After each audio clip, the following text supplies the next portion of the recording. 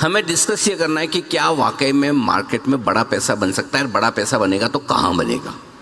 लेकिन थोड़ा पहले हिस्ट्री और ट्रैक रिकॉर्ड भी जानना ज़रूरी है कि वाकई में किसी स्टॉक में 10, 20, 25, 50% बने, डबल हो जाए, बेचने खुश हो जाएं, उतना काफ़ी है या 10, 20, 25, 50 गुना भी हो सकता है, राइट।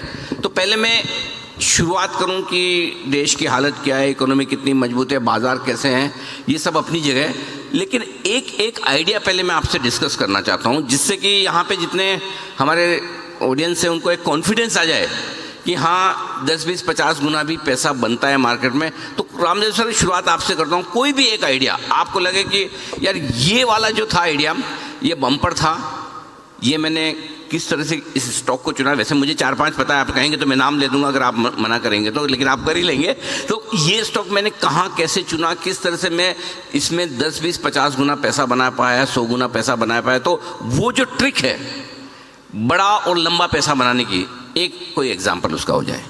देखिए क्या होता है, जब भी कोई नया सेगमेंट आता है, नया बिजनेस बनता है, तो उस समय नए कंपनी की शुरुआत होती है। तो नया बिजनेस में जो नई कंपनी होती है उसकी लाइफ बहुत लंबी होती है। जैसे आप समझ लीजिए 95-96 में आपका बैंक का प्राइवेटाइजेशन हुआ तो 5-10 लाइसेंस मिले, उसमें एक लाइसेंस HDFC बैंक को भी मिला, है ना। उस समय पूरा का पूरा बैंकिंग सिस्टम जो था वो पब्लिक सेक्टर में था। तो वो जो एक नई शुरुआत थी, और वो भी HDFC बैंक, मतलब जो HDFC लिमिटेड ने प्रमोट किया था।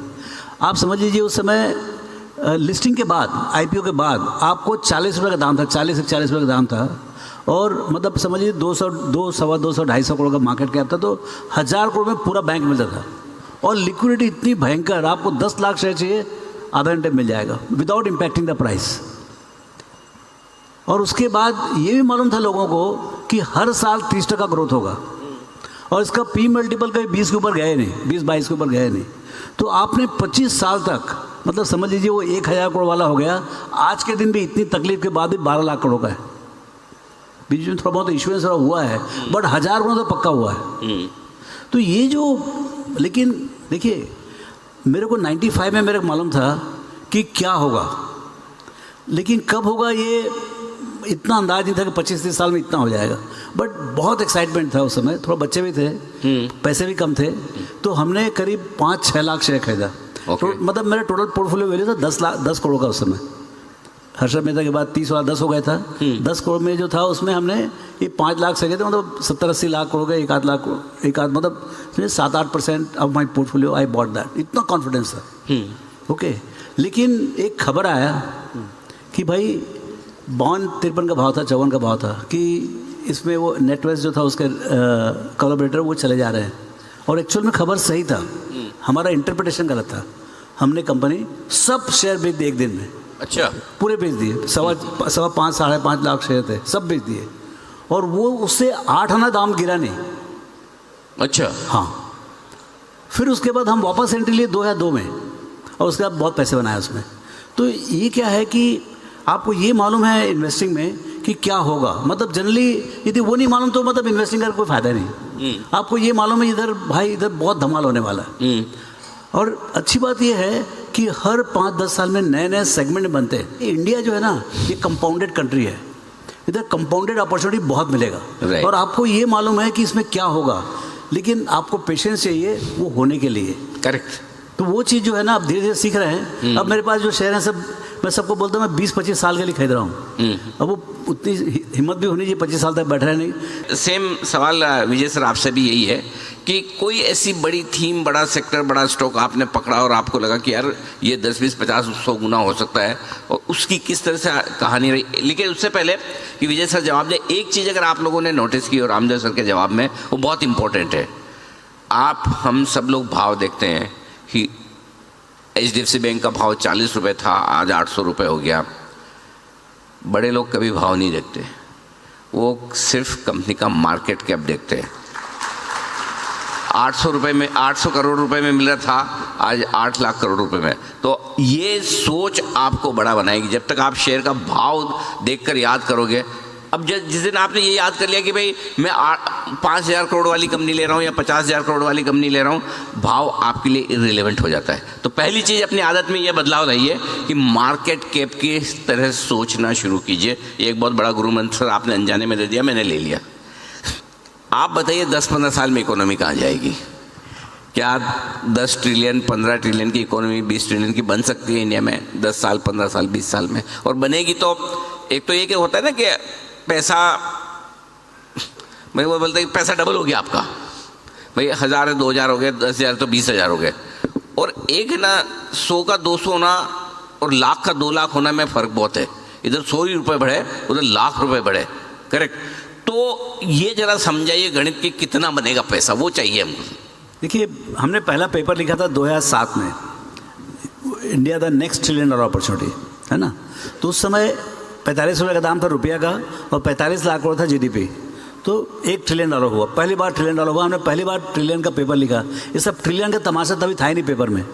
जब भी हमने ये पेपर लिखा 2007 में, हमने बोला कि अब जो है हर 7 साल में 7-8 साल में आपका ये डबल होगा, 1 2 4। तो पिछले 17 साल में, अभी 2017 में लिखा था हमने और अभी 2026 हो गया, तो समझिए 17-18 साल में आपका जीडीपी चला गया 1 का 2 और 2 का 4। इस बीच में क्या 2 बड़े डिसरप्शन हो गए। कोविड के 2-3 साल खराब हो गए और सब डिमोनेटाइजेशन वगैरह में थोड़ा, पर्टिकुलर जीएसटी में, सॉरी ये कोविड में ज़्यादा खराब हुआ टाइम। अभी जो है 4 से 5 3 साल के अंदर हो जाएगा, हो गया है।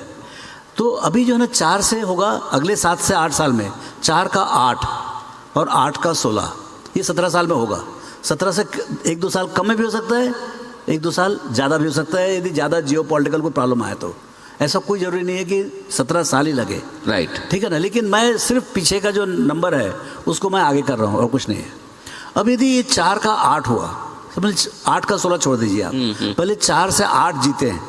आपने कभी देखा था मुंबई में 1 लाख रुपए स्क्वायर फुट भाव जुहू में या वर्ली मतलब आप जहाँ से माहिम क्रॉस करो, anything which is new it is going to be 1 lakh rupees per square foot. Absolutely. और वो भी कभी 4 साल के बाद आपको डिलीवरी मिलेगा।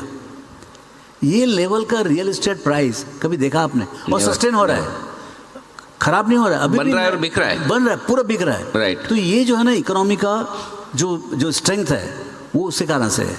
अच्छा, ये 4 का 8 हो जाएगा, आप देखिए देखते जाइए 7-8 ईयर्स 9 ईयर्स में, अपने मालूम नहीं पड़ता है, लेकिन 4 का 8 हो जाएगा। जब 8 हो जाएगा आप देखिए डिस्क्रिशनरी स्पेंड जो है, see stock market is also discretionary. इस गरीबों के लिए नहीं बाजार, ये बाजार है सेठ लोग के लिए, ठीक है ना। बाद में गरीब हो जाए अलग बात है। हाँ आपसे भी वही जानना है कि मेगा ट्रेंड्स नए क्या बन रहे हैं, बड़ा पैसा कहाँ बनेगा। इकोनॉमी आपने बता दी, समझा दी कि चलिए बहुत पैसे बनने वाले हैं, 7-8 ट्रिलियन अगर इकोनॉमी में जुड़ेंगे आने वाले समय में तो सबके बनेंगे और बहुत ज़्यादा बनेंगे, अपने को तो थोड़ा ही चाहिए। देखिए, एक तो पहली बात जो ऑप्टिमिज्म होना चाहिए, ऑप्टिमिज्म बहुत जरूरी है। ये जितने बदमाश लोग सबे आके जो मतलब ये सरकार ये कर दी वो कर दी, नेगेटिव बोलने वाले, इतने नेगेटिव बोलते, सबसे पहले उनको भगाओ यहाँ से। मतलब नहीं, सही बात है, एकदम सही है, एकदम माथा खराब कर देते हैं, समझे ना। कि अच्छा वो खराब बाजार में ज़्यादा खराब बोलते हैं, समझे ना। तो मतलब जो रहा साहब पोजीशन रहता है वो भी निकल जाता है। तो उनसे बचना बहुत ज़रूरी है, ठीक है ना। ज़्यादा मतलब जी बिजनेस देखना चाहिए बाकी, लेकिन दूसरा देखना चाहिए उतना। सर मैं एक चीज़ पक्के से बोल सकता हूँ, कम से कम जिस समय मार्केट ख़राब है हम लोगों का मूड ख़राब नहीं होने देते हैं। ये तो हमारे हाथ में नहीं कि मार्केट बढ़ जाए, हमारे हाथ में तो रोज़ मैं तो कई बार ऐसा रोज़ प्रार्थना करता हूँ भगवान से, एक वरदान दे दे, मुझे लाइफ में ज़्यादा कुछ नहीं चाहिए कि सुबह 9:15 बजे डेज लो पे खुले और 3:30 पे डे हाई पे बंद कर दे बस। इसके बाकी सब हमारे सब लोग हैंडल कर लेंगे, इतना आ जाए तो काफ़ी है। लेकिन यही बात है कि जब और हैंड होल्डिंग की ज़रूरत ही उसी वक्त होती है। और ट्रस्ट में मैं रामदेव सर को बार बार इसलिए डिस्टर्ब भी नहीं करता कि सर आओ इंटरव्यू दो। जब ऐसा लगता है कि बड़ा मायूसी वाला मंदी वाला माहौल है तो सर को बुला के हम एक बूस्टर डोज ले लेते हैं कि सब ठीक चल रहा है, एकदम फर्स्ट क्लास। तो ठीक तो चल रहा है, बढ़िया भी चल रहा है। पैसा बताओ सर, पैसा कहाँ बनेगा? पैसा देखो, पैसा बनेगा इन्वेस्टिंग में। हाँ बिल्कुल ठीक है ना। ये अभी ठीक है, हमारा बिजनेस अलग है थोड़ा। आप सब लोग आप वाले बिजनेस में ही है बस। सुने, इतना प्रेम से पैसा बनेगा ना, इतना शांति से, प्रेम से, बिना मतलब आप भजन करते रहो और पैसे बनेंगे।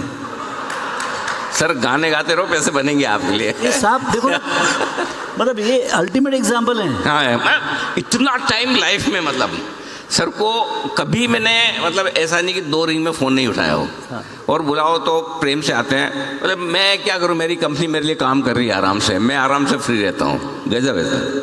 तो जब देखिए, जब पतंग उड़ाने जाओ ना आप, तो यदि हवा नहीं चल रही हो तो पतंग अच्छे से तीरंदाज में नहीं चला सकते। और जो ऑर्डिनरी हम लोग हैं, हम लोग तो चला ही नहीं सकते। वो उड़ाओ पतंग को गिर जाता हो। और उसी कारण देखिए पूरे आसमान में 1-2 पतंग चलते रहते हैं बस, पूरा खाली रहता है यदि हवा नहीं चलती रहती तो। जब हवा चलती है चकाचक पूरे लाल हरे नीले पीले सब तरफ दिखता है ना। तो ये माहौल जो है इंडिया का अगला 15-20 साल 25 साल, ये है एकदम चकाचक हवा चल रही है। हाय हाय, पतंग उड़ाने वाले चाहिए, समझे ना। आप सबके पतंग उड़ेंगे, सबके पैसे बनेंगे। मुझे पता नहीं क्यों ऐसा लग रहा है सर आपके बिजनेस में सबसे ज़्यादा बनेंगे पैसे। मैं एक छोटा सा लॉजिक बताता हूँ क्यों बनेंगे। मोतीलाल सर भी यहाँ बैठे हुए हैं। एक सिंपल सी चीज़ है जो मैं लॉजिक लगाता हूँ विजय सर। ये किसी भी बिजनेस में सबसे मुश्किल काम है कि कस्टमर को ढूंढ के उसको अपना प्रोडक्ट बेचना, राइट। जिस कंपनी को बेचना आ गया, प्रोडक्ट बेचना आ गया, उसके लिए मुझे लगता है सबसे आसान काम कौन सा है, जहाँ कस्टमर खुद ढूंढता हुआ पहुँचे कि इस प्रोडक्ट की शॉप कहाँ है, ये कहाँ मिलेगा। फॉर एग्जांपल इतनी जनरेशन से हिंदुस्तान में एक ही बिजनेस ऐसा है जिसमें कभी उनको कस्टमर को बुलाने की ज़रूरत नहीं पड़ी, कस्टमर हमेशा पहुंच गया। गोल्ड का, ज्वेलरी का। छोटे से छोटा गांव हो या सिर्फ बड़े से बड़े शहर, आप सबको पूछ लो ज्वेलरी की शॉप्स का है, सबको पता रहती थी। और सर दारू का दुकान भी ऐसे वो भी है, हाँ। वो दूसरा में वही आ रहा था। तो 2 चीज़ें। और केमिस्ट शॉप, हाँ, दवाई का भी, हाँ, दवाएं वाले, दवा दारू, हाँ, दवा दारू। पीने वाले ढूंढ ही लेते हैं, पीने वाले को पीने का बहाना चाहिए। पीने वाले ढूंढ ही लेते हैं रास्ता फिर मैं खाने का। तो वो वाली बात है। तो ये कुछ बिजनेसेस है और वही सेम चीज़ रामदेव सर मुझे लगता है आपके बिजनेस में हो रही है। एक ज़माना था जब आपने करियर की शुरुआत की, अगर किसी आदमी के पास में मेन ब्रोकर तो छोड़ो, अगर सब ब्रोकर के पास भी अकाउंट है तो ऐसे कॉलर ऊंची करके चला था, मेरा उस मेन ब्रोकर के पास अकाउंट है, राइट। आज कस्टमर्स आपको ढूंढते ढूंढते पहुंच रहे हैं। आपको नहीं लगता है कि आप बता नहीं रहे, लेकिन 25 साल में आपके बिजनेस में सबसे ज़्यादा पैसा बनेगा? कैपिटल मार्केट्स, मैं तो कितने बार इंटरव्यू में बोला, क्योंकि मैं वो तो खुद देखता हूँ ना क्या हो रहा है। मतलब ये बिजनेस, मतलब ऑटोमोटिव में बोलूँगा तो मैं बाहर से देख रहा हूँ, लेकिन कैपिटल मार्केट तो हम अंदर से देख रहे हैं। हमारे खुद के पतंग उड़ रहे हैं। क्या बात, क्या बात। तो इसमें क्या है कि देखिए 2020 तक जो था ना, बहुत रिस्ट्रिक्टेड मार्केट था। Somehow technology was not there, मतलब जो आपका जो डिजिटल इंफ्रास्ट्रक्चर था वो बहुत वीक था। कंट्री के इंफ्रास्ट्रक्चर बहुत वीक थे, तो फिजिकल रीच भी नहीं था। जैसा अमेरिका में क्या था, फिजिकल रीच बहुत अच्छा था, 100% टेलीकॉम था, मतलब फिक्स लाइन था लेकिन टेलीकॉम था। अब क्या, इंटरनेट जो है ना पूरा हवा में चलता है, और पूरी कंट्री में डिजिटल इंफ्रास्ट्रक्चर आ गया 2020 में। और आ गया कोविड, तो कोविड में जितने ब्यूरोक्रेट सबके दिमाग ठंडे हो गए। सब ने क्या कर दिया, सब डिजिटल ऑनबोर्डिंग कर दिया, राइट। तो डिजिटल ऑनबोर्डिंग की है तो आपने 40 मिलियन जो डीमेट अकाउंट है वो 3 मिलियन हर महीने आने लगे। लास्ट महीने में 2.5 मिलियन आया है, राइट। तो अब हो गया वो 40 मिलियन वाला डीमेट अकाउंट हो गया 230 मिलियन, 230-32 मिलियन हो गए होंगे, 22-23 करोड़ अकाउंट होगा। हाँ। अब इसमें यूनिक कितने होंगे, ठीक है, लेकिन वहाँ भी यूनिक पूरे नहीं थे, अभी भी यूनिक पूरे नहीं होंगे। लेकिन ये जो फैलाव है, लोग कोई 10,000 रुपये लेके आ रहा है, कोई 50,000 लेके आ रहा है, कोई करोड़ों में लेके आ रहा है। ये जो गर्मी जो है, आप तो जाते ही सब दूसरे जगह हम जाके देखिए, Tier 2, Tier 3, Tier 4। पहले हम जाते थे जयपुर, राजकोट तो गए नहीं कभी, और इस सब जगह हम जाते थे तो बहुत आवभगत करते थे, कोई रसगुल्ला खिला रहा है, कुछ कर रहा है, ऐसे ऐसे कोई यूनिक आदमी आ गया बाहर से ऐसा। अब जाते हैं तो वो हमको सिखाते हैं कि हमारी कंपनी का वैल्यूएशन कैसे होना चाहिए।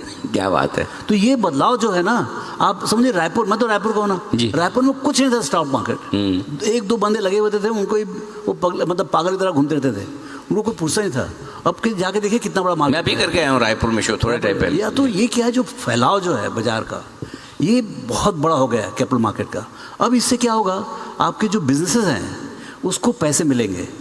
आपको सेकेंडरी मार्केट महंगा हो जाएगा, उसके कारण से प्राइमरी मार्केट जो है, जो प्राइवेट इक्विटी हो रहा है, उसमें महंगे हो जाएंगे, और उसके महंगे हो जाने के कारण से लोग जो है ना, जो स्टार्टअप है उसको पैसे देने लगे। आज के दिन में यदि आप 2 IITian और 2 IIM अहमदाबाद वाले लड़के कोई अच्छा आइडिया लेके आए, उनको 10, 20, 25 करोड़ मिलना बहुत ईजी है।